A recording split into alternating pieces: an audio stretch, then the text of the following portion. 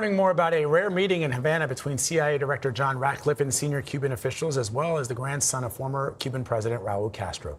According to a CIA official, Ratcliffe says that the U.S. is prepared to expand economic and security engagement with Cuba if it makes, quote, fundamental changes.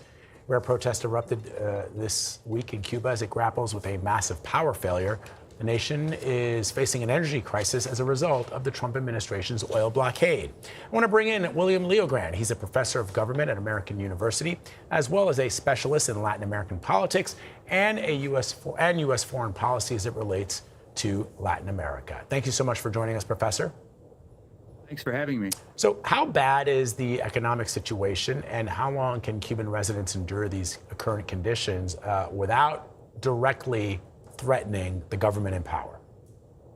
Well, the economic situation is really desperate. The Minister of Energy just announced the other day that Cuba has run out of its reserves of oil and diesel because of the energy blockade.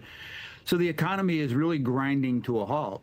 On May 1st, President Trump imposed secondary sanctions threatening U.S. sanctions against anybody doing business with Cuba, and that has led to the cargo shippers deciding not to take cargo to Cuba. That means food is going to run out shortly because they import about 70% of their food. And as you could see, social unrest is rising as a result of this. It's not something that's really going to be an endurable situation for Cubans for much longer. And Professor, the U.S., of course, has been increasing pressure with their oil blockade, not allowing oil to reach the island. Is the United States creating a humanitarian crisis and pushing Cuba into a corner, or are we trying to save Cuba from its humanitarian situation? Well, the United States has increased sanctions to a point where they are more severe today than they have been since Fidel Castro rolled into Havana in 1959. So a large part of the current crisis is a result of that. The Cuban government has made economic mistakes, to be sure, but this acute crisis is due to the oil blockade and all the rest of the U.S. Embargo that has been in place for so many years. The offer of $100 million in humanitarian assistance is a good thing. The Cubans definitely need it.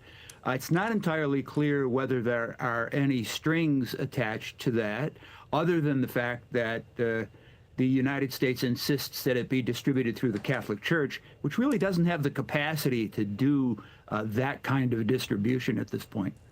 So what does the president want, Professor? What do you think the U.S. government wants? Well, we've seen mixed reporting on what U.S. demands are. Economic issues have clearly been at the forefront. Excuse me. But Secretary Rubio keeps saying that the people in charge have to change. The Cubans are willing to discuss a wide range of economic issues, but they've already drawn a red line on letting the United States dictate either the shape of their political system or who their political leaders are. To them, that's a matter of their national sovereignty. And so I think at this point, that's probably going to be a real sticking point in reaching some kind of an agreement. All right, Professor William LeoGrande, thank you very much.